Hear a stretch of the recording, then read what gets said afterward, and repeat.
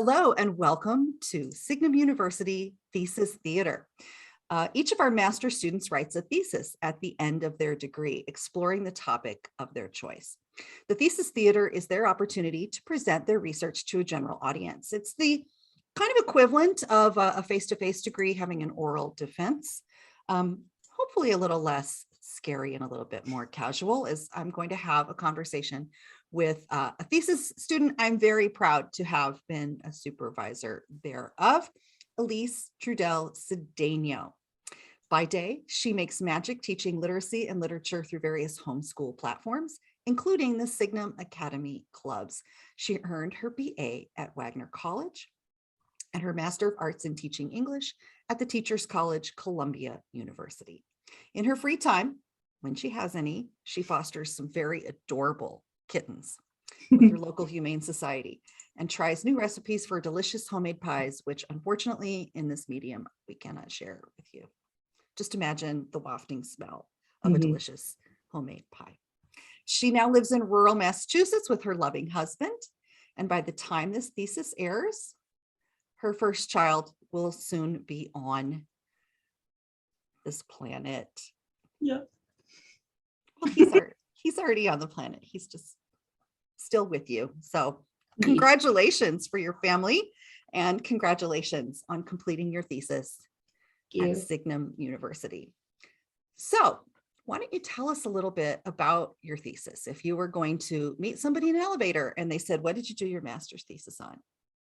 Absolutely. Thank you, Kris. Take it away. I shall take it away. Here we go. I wanted to create a literary theory looking specifically at modern fantasy texts. And by modern fantasy, I had my concept of modern fantasy is any epic fantasy story after the publications of specifically C.S. Lewis's Chronicles of Narnia and Tolkien's The Lord of the Rings. I came up with this idea after taking some of the modern fantasy courses at Signum University. And I wanted to specifically look at what makes a series, what makes an epic fantasy series. And throughout my research, I made connections to Tolkien's concepts of the fairy story, as well as how it might apply within a modern fantasy context. And so my the thesis statement is for series theory is the constellation of story. Constellation is provided in a modern fantasy series that is a series that has a definitive arc, say book 1, book 2, book 3, usually in trilogic form. It provides a constellation of story through repetition, which are repetitive elements and familiar story structures within and across series, whether it's examples of, say, Campbell's Hero's Journey, the same cast of characters, and I think specifically of fantasy stories where you see these repetitive structures that we see in fairy tale elements and other fantasy stories, providing the natural escape of a fairy story through the progression and elaboration of each repeated element. It's not enough to simply repeat. The repetitive element must be elaborated upon. We must learn more about it. And finally, closing with Eucatastrophe, a Eucatastrophic event, the big poof, the big happy ending, the joy, the evangelion that Tolkien describes, providing an efficient stopping point to the narrative, but leaving room for a possible sequel series to continue that repetition. And so as I explored this particular idea, I found that repetition is achieved through repeated structural and narrative patterns, whether that's Campbell's Hero's Journey cycle, whether that's Fry's Total Quest myth, whether it's, that fellowship cast of characters, thematic elements that we see a lot in Ursula Le Guin, as long as they're repeated over and over again throughout the series, either through very obvious ways or subtle ways, they must occur. Elaboration must occur based on that progression and delineation of the repetitive elements. It's the same, but not quite the same. There must be more to it. There must be something different about that repetitive element. And of course, with any fairy story or with any modern fantasy series, consolation. The happy ending must be definitive, but there's still leaving specific elements open to a possible sequel series.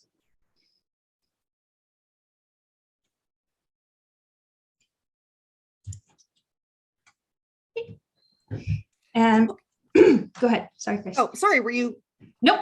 I think that was my that's my 5 minute. That's my 5 minute elevator pitch. Let's give an example Sure.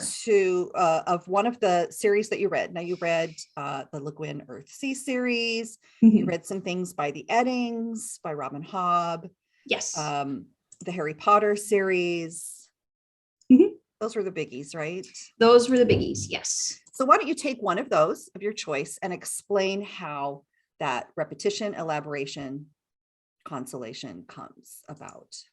Absolutely. All right. So I'll take David Eddings. I specifically chose the Elenium and the Tammany series because they were a gift from my godfather once upon a time ago, and they were the texts that really got me into modern fantasy.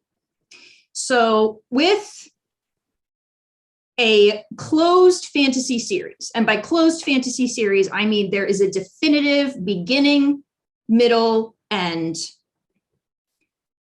usually within this individual book and throughout the narrative arc. This kind of series has, you start with here's the quest, here's the problem, here's the conflict, here's the cast of characters. And with the Eddings, particularly in the Elenium and in the Belgariad series, a lot of it's very tongue-in-cheek because they're very aware of these structures and they're very aware of these tropes. And they're saying, yeah, we're doing this on purpose to show you that these things are obvious and they're recognizable. And so in the Elenium, for example, what repeats is the cast of characters. What repeats is the adventure from point A to point B. In some cases, it's a specific quest or a specific part of the quest in which the company has to go and figure out a piece of the puzzle to solve the overall quest. So for example, in the Elenium, the queen has fallen into a cursed sleep because she's been poisoned. And so throughout the Diamond Throne, for example, the first book, they have to go and figure out who poisoned the queen in the first place. So point A to point B, they're figuring out who poisoned the queen. And then second book, third book, that repetitive quest structure is happening throughout the three books. But what changes, what elaborates, what progresses is the adventure through the secondary world. And what progresses is the different locations that are visited. The problem becomes more complicated. More casts of characters join in. For example, the what David Eddings calls the evil god character. And while the series ends with the Sapphire Rose, there is still room for the Tammany to occur, for Domes of Fire, for Shining Ones and Hidden City. They take new elements and they take old elements from the previous trilogy, and they say, you know what? We're going to go to a new country. We're going to go to a new continent even. And B, we're going to have a new set of cast of characters, but we're still going to have the repetitive element of including the characters from before. You still have your hero Sparhawk. You still have the fabulous cast of characters from before. And we're going to progress it, and we're going to elaborate on it by putting it in a different space, different secondary world, and we're going to create a new problem, and we're going to take an element from the previous story and expand upon it. What you think you know from the previous series isn't exactly true, and we're going to expand upon it some more. And so there's still a happy ending. There's still okay, the problem is solved. Everything's fine. Everything's good. We've beaten the evil god person. But there's still room for a new chaotic cycle. There's still room for a new adventure and for something to happen. So I'm going to throw in any audience questions that might enlighten or expand on what you're talking about at the time. Sure. And Serena Higgins, Dr. Serena Higgins, congratulations, doctor, has asked, does this need to apply to series where the author had in mind a closed series from the beginning? So like the Harry Potter series was conceived of as a 7-book closed series, but you get into something like Robin Hobb or Ursula Le Guin, and they grew in the telling. And then what's an example of an open series also? Great question, Serena. Thank you. I discovered as I was doing my research, that was actually an initial question that I have. Does an author's intention matter when it comes to the building of a series arc? I won't say that it doesn't matter, but the great thing about constellation, about the concept of constellation that sort of grew with my own thesis, was that as long as the author leaves room for a new telling, then the intention doesn't matter. With Ursula Le Guin, as Kris said, Ursula Le Guin was gonna stop at A Wizard of Earthsea. But with each story, it grew in the telling, in that with Earthsea, what repeated was a familiar character or a familiar magical concept, but there was enough room to create an entirely new story. She still left enough room for this story to grow, and she decided when she wanted to stop. And even then, when you go from the farthest shore to Tahanu, there's about 18 years difference in the publication in the publication dates. With Harry Potter, it's a little trickier because this is a definitive 7-book series. It's going to start at point A. It's going to start with year 1. It's going to end with year 7, and it was planned that way. And then you have the problem of the what people are terming the 8th book in The Cursed Child. And I don't feel that's an effective sequel. That's an effective sequel to the Harry Potter series, for multiple reasons. One, it doesn't fulfill so one of the things I looked at when looking at Constellation, I looked at Dr. Palmer Patel's The Shape of Fantasy. And in one of the chapters, she discusses this idea of a chaotic cycle. And with a chaotic cycle, it's like a butterfly effect. There isn't an exact duplicate in the repetitions. There has to be a small element that repeats. And while the author of the Harry Potter series attempted to do that by continuing the story with Harry Potter's kids and Ron and Hermione's kids, making a new story, the problem with it is that it's a different medium, and there's a different set of writers contributing to the story. So that's something I want to continue to explore so that I can answer that particular question more effectively. But in some, not really, no, I don't think it matters too much in terms of author's intentionality of the structure of the series, but it does need to be done it does need to be done well, and it does need to be done in a specific way. And to your second question, Kris, I wanted to look at what makes I'm sure I put the definition in here somewhere, but that's okay. Here we go. So a closed-ended series is point A, point B, point C, one narrative arc. Now, an open-ended series, that's a series in which there's no definitive narrative arc. Most of the narrative arcs are within their own texts. So book 1 has its own narrative arc, book 2 has its own narrative arc, etc. Whereas with an open-ended series, that's more books are added, and they're usually they're not connected by plot. They're usually connected by characters. The Dresden Files is a really good example of an open-ended series. Jim Butcher is writing about this one character. The world building is expanding, but the story arc isn't from book 1 to book 3. It's just mini arc, mini arc, mini arc, mini arc, continuing on for as many publications that one can have. Right, like Nancy Drew, Hardy Boys, they just kept going and going and going. Exactly. All right, so Matt Cannon says, speaking of the cursed child, does the medium for each of the stories in a series need to be the same? Matt, I don't know enough to say yes or no to fully answer that question, but I think it makes a difference, and it certainly made a difference in The Cursed Child, because reading a play and experiencing a play in theater are two very different things. You have very different experiences. It's one thing to read a script, it's another thing to see it all in action. And there are so many elements of the original 7-book series in Harry Potter that you're missing with that particular medium. You're not getting a lot of, so in Harry Potter, there are intertextual references, intratextual references, little surprises throughout the 7 books.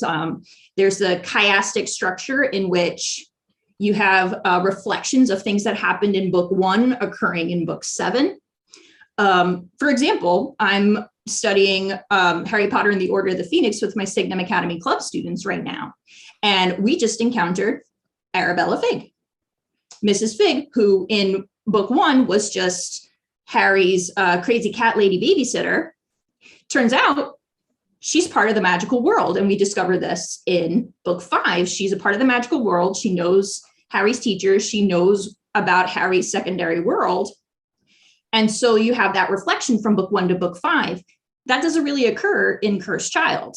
It's a story, it's a play, things are happening, there's a plot, but the same narratological elements aren't occurring in a play that they are in a 7-book series, in this book series. It would be interesting for somebody to take that question and look at it further. I'm thinking of something like Game of Thrones, where we don't have the completed book series yet. We don't have Martin's full vision. We have some other people's vision of the last couple seasons of a TV show. And, would your theory apply there? Would be really interesting for another day. So a couple more questions. Farah Mendelson, hi. And Farah Mendelson was your second reader. We're really excited that she said yes. I think she was the perfect person. Thank you, Dr. Mendelson. Thank you so much for your comments. They really helped. Yeah, absolutely. And the second reader process, sometimes we pick another Signum faculty member. Sometimes we go outside of Signum when we need some expertise that we might not have on staff. And so it was a really great opportunity to get an outside perspective and an expert perspective on this topic. So thank you so much for your time and comments, Dr. Mendelson. So she's got a couple of questions right now. The Nancy Drew comment raised the issue of, does there have to be a continuous thread of story to fit your definition of series? At this stage of series theory, yes, I believe there does have to be a continuous thread. Having that continuous plot helps contain that repetitive element and helps with the elaboration stage. So with the elaboration stage, let me actually share my slides again and I can show you. Yeah. The idea, and this is an idea that was born out of seriality studies. Seriality studies usually focuses on open-ended series and on children's literature. And so part of my thesis process was taking structuralism, taking the school of fantasy structuralism that Dr. Mendelsohn is familiar with, and that other scholars like Brian Atterbury, Edward James are familiar with, and melding them with this concept of children's literature seriality studies. How does the serial nature or the nature of the series change the story, or how does it affect the story? And so with elaboration, you're looking at where the repetitions change. And to your question, Dr. Mendelsohn, I think it does matter, because you're looking at where perhaps the beginning of the story, the beginning of the plot needs to elaborate and needs to change in order to create that arc, in order to create that narrative arc. So to take Harry Potter, for example, I do need to know what happened in book 1 in order to understand what's happening in book 5, 6, and 7. Suman Gupta looks specifically in rereading Harry Potter. Suman Gupta looks at has a chapter called repetition in Harry Potter, and so with the progression of the Harry Potter series, we're learning more about the magical world. We're starting in book 1 with Harry being quite the novice, never having seen anyone perform magic before, let alone understanding what his part is in the magical world as someone who is a famous figure and someone who actually had a hand in bringing down the Dark Lord the first time. So that by the time we get to book 4, book 5, Harry is starting to understand what he needs to do in order to take down Voldemort again. And so to elaborate, according to Gupta, it is necessary to repeat that which is elaborated. And so one example he gives is Harry's conflict with, one of the examples that Gupta gives is Harry's conflict with Voldemort. In the beginning, it was just, okay, poof, Voldemort's gone. By the middle of the text, by the middle of the series, not only do we have to defeat Voldemort again, we have to defeat Voldemort in a new way. So we have to relearn what we found out in books 1 to 3, and we have to learn something different about the conflict in 5 through 7. So this plays into Dr. Middleton's other question, which is she likes the idea of repetition. Do you see that escalation within those repetitions is a necessity? Do authors have to up the stakes as the series proceeds?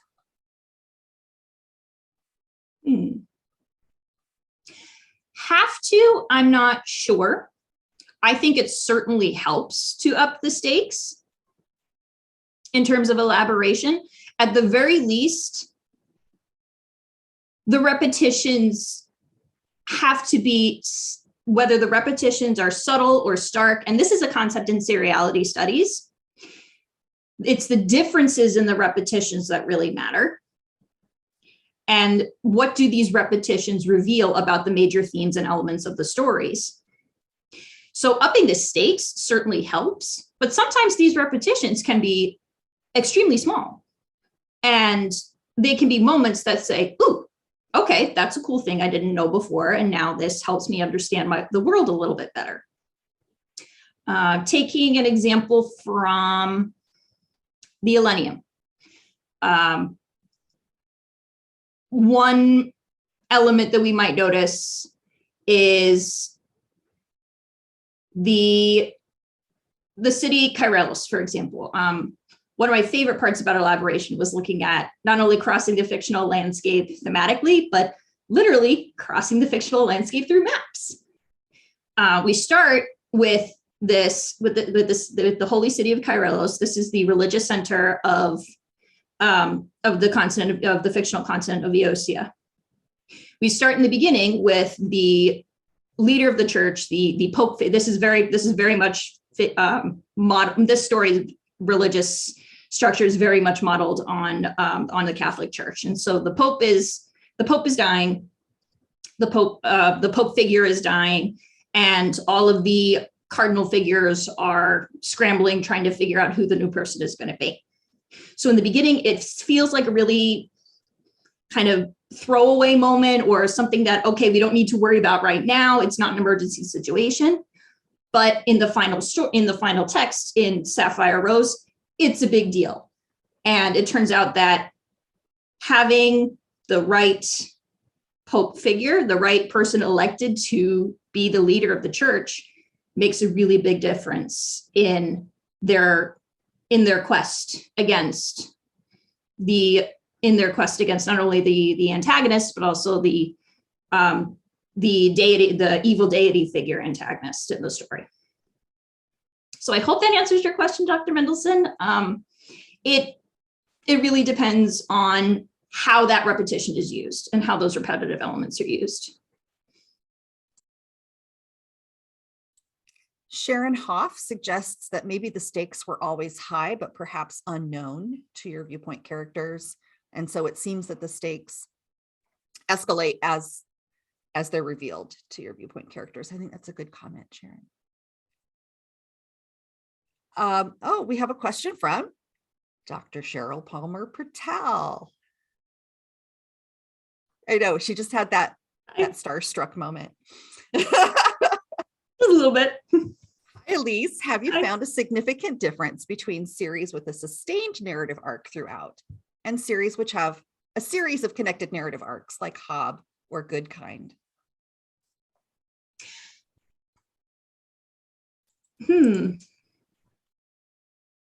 That's a great question. I feel that at least with Hob does a really good job of, sorry, I rhymed. Hob does a really good job of keeping that sustained narrative arc throughout all of the books that, at least in the Elderlings series. Hob has written other books that are part of a different world. And so if you look down at this image right here, we have 3 trilogies, 1 quadrilogy. That's it. That's a 4-book series. And so each of these series have their own sustained narrative arc, but there is a connecting element between each series. And so it's interesting to note that at the very least with the Farseer trilogy, that's the first one. I'll tell you what, I'll turn on my spotlight so you can actually see. So with these 3 series, Farseer, Tawny Man, and The Fitz and the Fool, the same world, the same country is focused on, as well as the same character sets. However, with Mad Ship, with the Live Ship Trader trilogy, and with the Rainwild Chronicles, not only is there a focus on a different part of the Elderlings world, it's a different cast of characters, but there is at least one repetitive link from the previous series in that links the entire series set together. And I don't know if I could say I found a significant difference between series, but I found that having those connective narrative arcs speaks a lot to your notion of the chaotic cycles and the breaking of the equilibrium that you spoke about in your book in chapter 9, because there's, whether it's a really big difference, an entirely different chaotic cycle, but connected through maybe just one tiny little link, that creates a really interesting sustained narrative, even if it's that small. And so by the time you get to Assassin's Fate, all of these tiny little links within Farseer, Live Ship, Tawny Man, Rainwilds, they all come together in Assassin's Fate. So I think that's a question that I would love to continue exploring in the future. But I would say I don't know yet, but I'm really excited to find out. And I think Hob is a great example of how the sustained narrative arc and connected narrative arcs can make a difference in the story.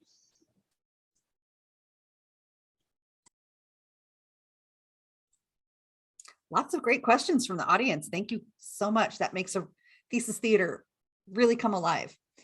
And keep it up. I had a question from Sparrow Alden, our own Signum Sparrow Alden. And she wants to know a little bit about your selection process. How did you decide what books to look at? Was it because you teach elementary and middle grade students, or what was that process? That's a great question, Sparrow. Thank you. My concept originally was, firstly, I wanted to look at least one series within the decades from Tolkien and Lewis, because they were Tolkien and Lewis's series were the first, I want to say, sort of my master concepts of what a series might look like, because in publication history, those are the ones that kind of started the trend of the closed arc narrative series. And so many interesting questions about Lord of the Rings and Narnia and how they do or do not meet series theory have to put on hold for now, because they are a set within themselves. But what's relevant is that they started the trend. That's when authors like, say, Peter S. Beagle, Ursula K. Le Guin, and Susan Cooper started writing this sort of structure of fantasy series. So I wanted to see what that looked like, say, in the 1960s, 1970s. And so at the very least, I wanted to say, okay, I've got one case study from each decade, and some of them do overlap, especially Robin Hobb's series, because those were developed from the 90s to the present day.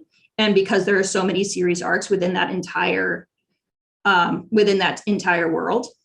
So firstly, it was decades. And secondly, this is a lot of books to read. So let me go with ones that I've actually read before. And so that was then and this actually kind of speaks to a future question that one might have, how do I approach my thesis? How do I decide what to do and what to read? Go with what you know. And so I know Harry Potter. I know the Elenium and the Tamily. I had read most of Robin Hobb's. I still had a little bit more. I still had a few more books to read for there. And so part of it was, so I would say that part of it was for having a case study from each decade, and to going with what I knew and and the books that I was familiar with and that I loved. That brings up Dr. Sarah Brown's question. Welcome from the other side of the pond, Dr. Brown. Were there any ideas or even books that you wanted to include in your thesis, but you had to cut for space or word count? So other books or ideas? Yes. And I will go to my slides once again, because I wanted to start with Tolkien and Lewis, because of course it's Tolkien and Lewis and it's Narnia. My initial thoughts were that these would be the model for my series theory.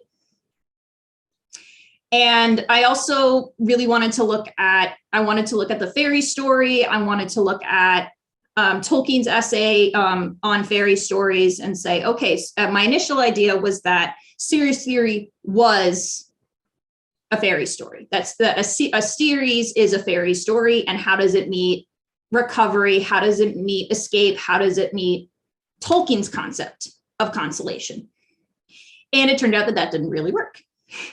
So at the very least, I could look at the Fellowship of the Ring, the Two Towers, and the Return of the King as a series, sort of as a series arc. But the problem with this series is that Tolkien did not, in fact, completely rejected the idea of his series being a trilogy. And I do make a note of that in my thesis, I promise. And two, while there are the repetitive structures there and you have the escape, you have the consolation, there isn't room at Return of the King for that chaotic cycle or that series sequel. we have the publications of the Silmarillion, but those are more of a prequel, or that those stories are more of in talking about the beginning of the world. And so it didn't really fit. But at the very least, it gave me the idea of, okay, why a trilogy? Why do we keep seeing trilogies on the shelves? With Narnia, why do we keep seeing septologies on the shelf? Why do we keep seeing 7-book series? And those were the initial questions that I had, because, you know, when I go into a bookstore, I see a trilogy.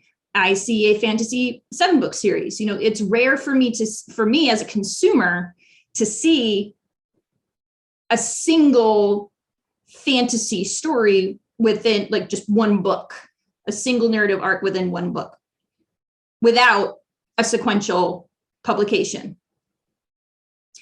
So there are some elements in Narnia that I would love to explore, such as publication order versus chronological order. I kind of had to grind. I kind of had to grind my teeth a little bit, because in the concept of this current thesis, the order of the books doesn't matter. And you can tell that I'm really struggling to say that, because it does matter. Publication order really matters. But within the context of this series, there are some elements that occur within series theory, but then there are some elements that just don't. There's a tiny bit of elaboration from book to book, but by the time you get to Last Battle, once again, there's no room for an effective series or an effective series sequel. Once it's Last Battle, that's it. It's over. It's done. And while that was my initial idea when coming up with Consolation, that boom, there's a Eucatastrophic ending and it just stops, I found that wasn't the case with my case. I found that just didn't happen with my case studies, that there is this pattern of leaving room for a sequential series or sequel. Yeah, I mean, we get started on these series, and I haven't had a student yet that hasn't had to cut something out. You just have to really focus on what you're going to look at. But this brings up James Tauber's question. Hi, James.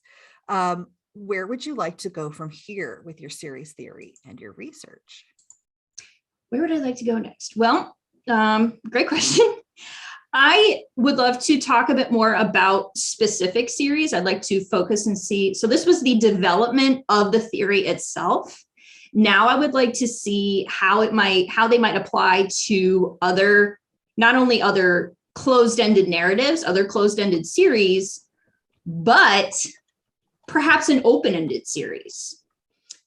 Where does that lie? Like, where does the concept of how does series theory change from a closed-ended narrative to an open-ended series? How will it is it completely nixed in a series like Jim Butcher, or is it rendered irrelevant in other series that have to maybe don't necessarily have to do with perhaps with more magical realism? What I focused on was very much the modern fantasy epic. Like, you got your knights, you got your magic, you got your wizards. The structures are very much based on the elements we might see in Campbell's hero's journey cycle. With, you have your hero, you have your world building with all of the magical criteria. Maybe that looks different in, say, a series with magical realism, or maybe that looks different in an open-ended series like Jim Butcher, or other ones that don't necessarily have an overarching narrative. So what does that look like, and what does series theory look like in other contexts? And I also know that these structures that I focused on were written by people who claimed, like Claude Levi-Strauss, Northrop Frye, and Joseph Campbell, made claims that these story structures are universal. However, as we're developing our concepts of modern story and expanding our worldview from, European Western tradition to other cultures, that's not necessarily true. There are different story structures in other cultures. So does series theory apply in, say, Afrofuturism and African Judaism stories? Does it apply in indigenous sciences? Does it apply in stories about indigenous futurism? So understanding a little bit more about what makes a story structure could really change series theory. And so that's something that either I could explore or somebody else could explore one day and say, no, I completely reject your theory. This is incorrect based on what's going on in this particular story structure and in this particular set of stories. Okay, great. I would love to see that. Sharon oh, yeah, go ahead. Sharon is suggesting that you apply it to other mediums, or might apply it to other media. Absolutely. Can't help but think of Firefly. I always think of Firefly, Sharon. Thank you for bringing that up. We always think of Firefly. And that's a big concept that's developed in recent seriality studies. In seriality studies, it used to focus just on books. Now it's developing to focus more, in addition to book series, also television series, movie series. Some of the comparisons you made earlier, Kris, to Game of Thrones, making those comparisons between the book series and a television series, those are concepts that are starting in seriality studies and are being looked at today. And I would love to continue working with that. I just noted in my thesis that with seriality studies, there's a specific focus on what the repetitive elements are and not so much on the structure of the series. And that's what makes a difference in my particular thesis, where for me, the structure of the series and how it's built very much matters. Whereas in seriality studies, doesn't really talk too much about that. It's more about, here's a repetitive element from A to B. Here's how it differs a little bit. Here are the themes that it talks about.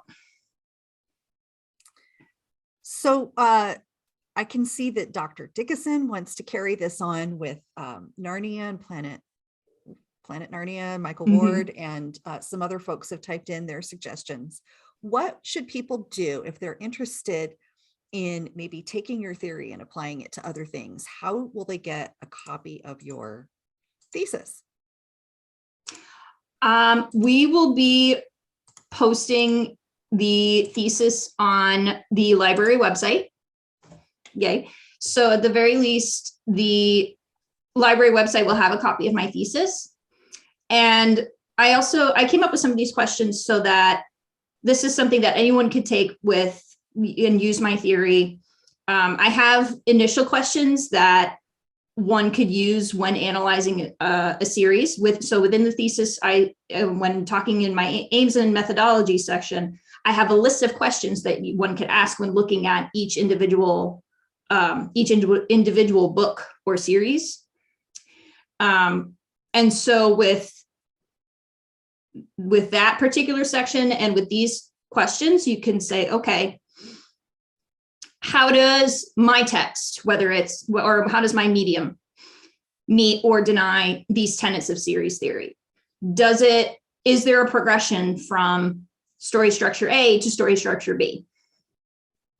Where are some of the differences between these different mediums? Or what happens when I analyze a TV series versus a book series? Like I said, this was very much focused on book series as opposed to a television or a trilogic movie. I would also highly recommend taking a look at some of my sources. I'm going in the wrong direction. There we go. So in my literature review, these were some of my key resources. Dr. Palmer Patel. I also looked at the Cambridge Companion to Fantasy Literature. Brian Atterbury has a great section on structuralism there. And Kari Mound talks, one of the chapters talks about reading the fantasy series. And there are a lot of ideas in this particular text that one could expand upon. If you want to look at what seriality studies is and how it develops in children's literature, or even in different mediums such as television series, et cetera, or television series based on children's book series, the Seriality and Text for Young People book has a lot of great chapters on that. And so where can this be taken to next? Who knows? Have fun with it. Look at the initial questions in my aims and methodology section, come up with your own questions and say, here's what I found. So I think the full thesis, your full thesis will be behind the Signum firewall. So if anybody wants a copy of your thesis, they can probably contact you. They can actually contact the librarian at signumu.org, which happens to be me. And with Elise's permission, I'll also share that with anybody who writes that. So I want to switch gears a little bit here as we come to 10 minutes before the end of your Thesis Theater. Look at that. That went fast. A couple of the series that you looked at have come under scrutiny of their authors' beliefs or behaviors. How do you approach working with texts that a lot of people just want to cancel or not even look at? Or if you're in the middle of something and something pops up about the author, like how do you deal with problematic texts and their authors? Whew, that's a fun one. Yeah, I discovered a few things about some of the authors when doing my research. And I think the first step is to recognize the problems. And I was very purposeful in writing an acknowledgement in my thesis saying, A, I do privilege the European Western tradition. And it's okay to say that, and it's okay to do that in the sense that this is simply what we have. And this is the tradition that I'm starting with. And also recognizing that there is still so much more to do. Like, for example, like I said earlier, what is true in the European tradition story structures may not be, and most likely is not true in a genre like Indigenous sciences or Indigenous futurism. And so leaving room to say, this is incomplete, or this is just a beginning, feel free to take it where you will, was really important to me, because I wanted to say, like, this is a theory that's going to grow, and this is something that's going to change over time.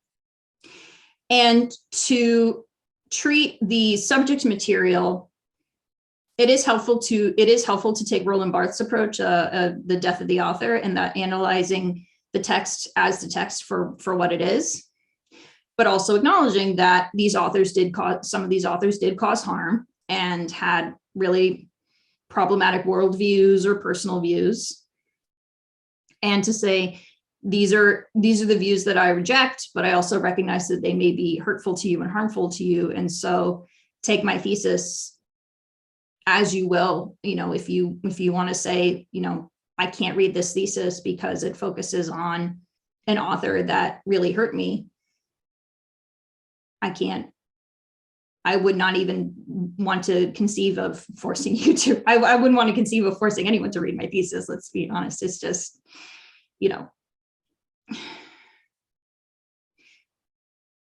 sit with it and roll with the punches and say, okay, this causes harm. How can I lessen that harm? And how can I at least say that I'm sorry in a way that doesn't just sweep it under the rug? And I hope I achieve that. I do. I'm not going to stand on a pedestal and say that I'm not going to stand on a pedestal and say that, I'm sorry, but deal with my thesis anyway. I'm going to say, you know, I hope that this is a thesis that makes sense, and that if there's other ways to use my thesis without these particular case studies or without harmful authors, then please take it and you know, write your own, or invite or ask me additional questions about another series that I might not be familiar with. There's more work that I can do. I can learn more about indigenous sciences. I can learn more about African Judaism. I might be a bit more careful about how I write it, simply because it's not 100% my story to tell, but can't hurt to learn, I suppose.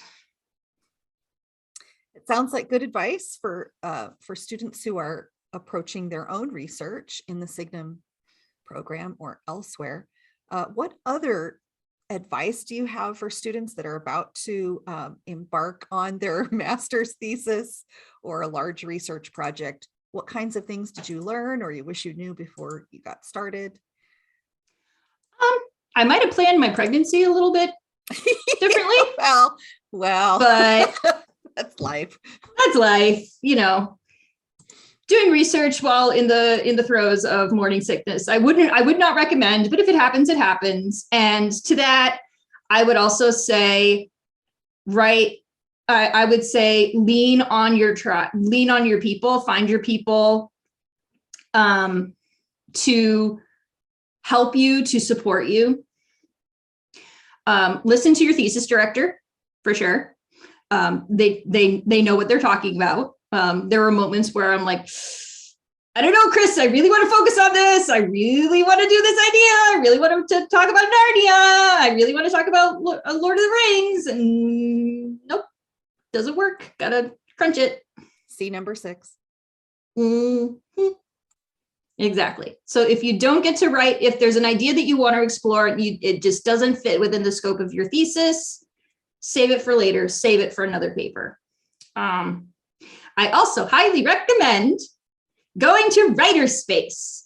Writerspace is a fantastic way to get your writing done with support. There are people in this world who can say, okay, I'm going to sit for 20 minutes every day and write. I am not one of those people.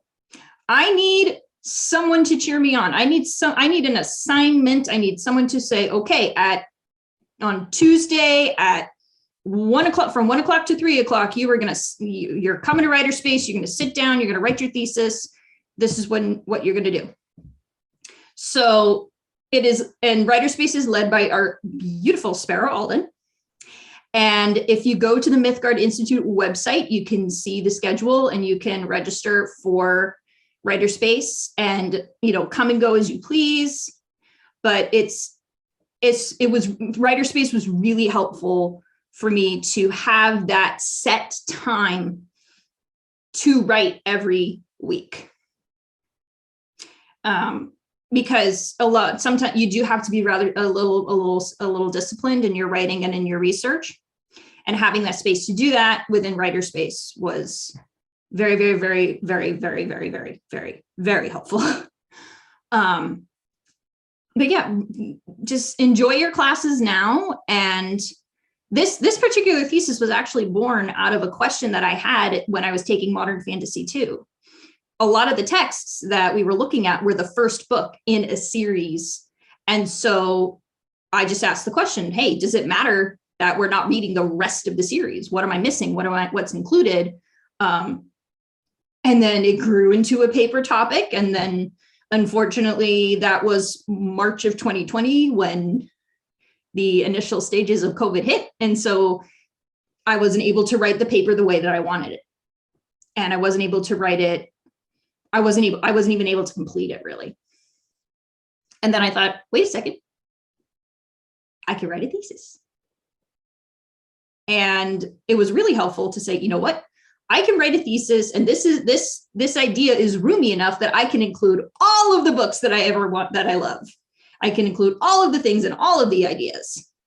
Whereas before I was thinking, okay, do I want to write about Harry Potter? Do I want to write about the Chronicles of Narnia? Do I want to write about Robin Hobb? Lo and behold, I can do that. So write what you love, have fun with it, find your tribe, find your people, listen to your thesis director, go to writer space, and keep a list of ideas of things that you might have to cut, or that you're thinking, ooh, this is idea I can work on later, so that you can work on it later. Speaking of later, in addition to becoming a new mommy for the first time, congratulations to you and your hubby. Thank you. What's next for you on the scholarship front, now that you have almost completed your degree? First, Dr. Mendelsohn suggests having an internet blocking app. You can set a timer for 30 minutes or longer so that you're not interrupted by texts and pop-ups and all sorts of things. All right, so what's next?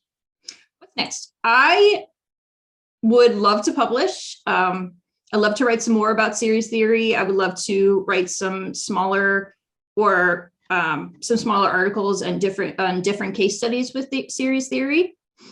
But what I would love to get my PhD one day, either using series theory. My other love is teaching and teaching fantasy literature. And so I've always been really, even when I was in Teachers College, before I even knew that Signum University existed, I was thinking to myself, okay, how do I use fantasy texts to help students learn to read, to help students who are struggling with reading comprehension or have reading difficulties? And so that's something I would love to continue to explore. And I do explore in my blog. I have a blog that I call Teaching with Magic. I talk a lot about the work that I do, the classes that I teach on outschool.com. I talk about Signum Academy clubs, and I've just started teaching with Signum's space modules for adult continuing education. And I would love to continue to explore how to use these fantasy texts and how fantasy texts really draw students in and draw readers in. Okay, how do I use that to help students who are really struggling with reading, motivating them to read, or even using, I've been studying a lot on the science of literacy.